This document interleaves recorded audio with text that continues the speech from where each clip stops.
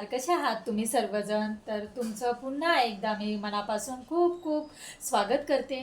तुम्हाला आजचा दिवस छान, मस्त, आनंदाचा, आरोग्याचा जाओ आणि तुमच्या मनातल्या सर्व इच्छा स्वामी पूर्ण करो.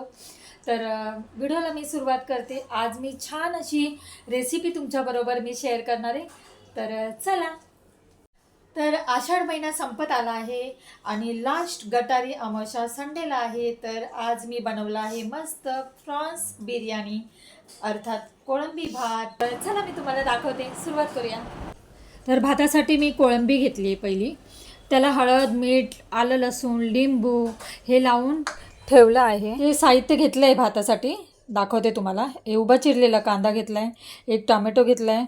इथे खडे मसाले घेतलेत, चक्रफूल, मोठी वेलची, लवंग, जायफळ, तेजपत्ता.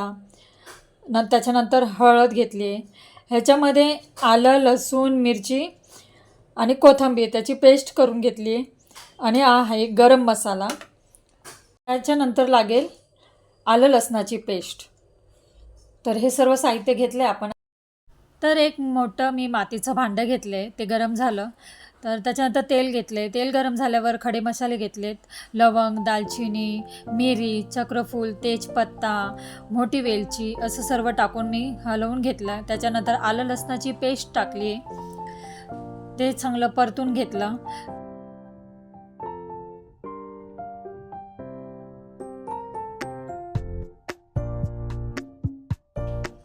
तर त्याच्यानंतर उभा चिरलेला कांदा टाकला आहे, तो छान असा परतून घ्यायचा. कांदा टाकल्यानंतर त्याच्यामध्ये मी टोमॅटो टाकणार आहे. बारीक चिरलेला टोमॅटो टाकल्यानंतर ते छान परतून घ्यायचं आहे. कांद्यामध्ये मीठ टाकल्यामुळे ते लवकर परतला जातो. तर छान असं मी परतून घेणार आहे. त्याच्यानंतर मी आलं, लसूण, हिरवी मिरची, कोथिंबीर त्याची पेस्ट घेऊन ते टाकले, वाटून घेतलेली ती टाकली आहे. आणि ते टाकल्यानंतर छान अशी ती पण परतून घेणार आहे. नंतर त्याच्यात लाल मिरची पावडर आहे ती टाकते. आणि नंतर मग हळद टाकायची आहे 1 चमचा. त्याच्यानंतर छान असे परतून घ्यायचं आहे ते.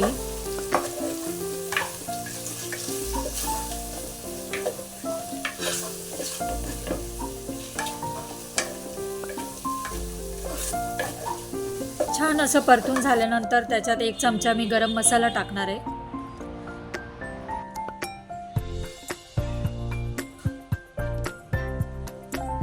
आणि 1 चमचा धने पावडर टाकते.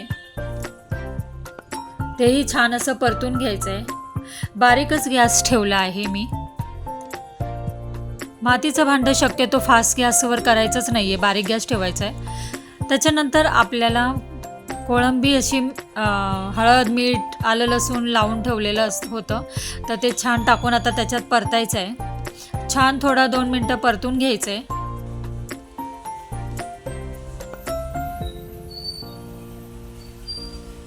त्याच्यानंतर मी त्याच्यात तांदूळ टाकणार आहे, जे मी अर्धा तास आधीच भिजत घातले होते. भात करताना शक्यतो बिर्याणी करताना तांदूळ आधी भिजतच ठेवायचे असतात. ते आता टाकून मी छान परतणार आहे.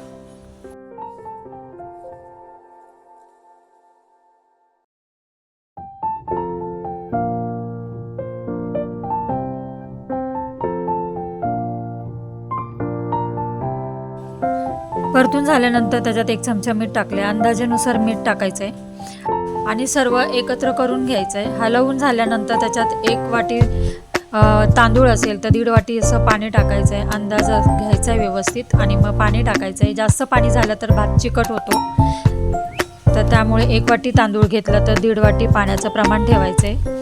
पाण्याला छान उकळी आली की त्याच्यावर आपण झाकण ठेवायचं आहे. आणि बारीक गॅसच असतोय तो. मातीचं भांडी ठेवल्यावर मी सांगितलं तुम्हाला बारीक गॅसवरच करायचं आहे आपल्याला सर्व काय.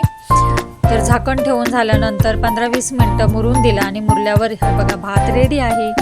त्याच्यावर कोथिंबीर टाकून गार्निश केलं. झाला आपला भात पूर्ण रेडी आहे. आता एका छोट्या प्लेटमध्ये मी काढून घेतलाय. तर असा हा आपला कोळंबी भात खाण्यास रेडी आहे.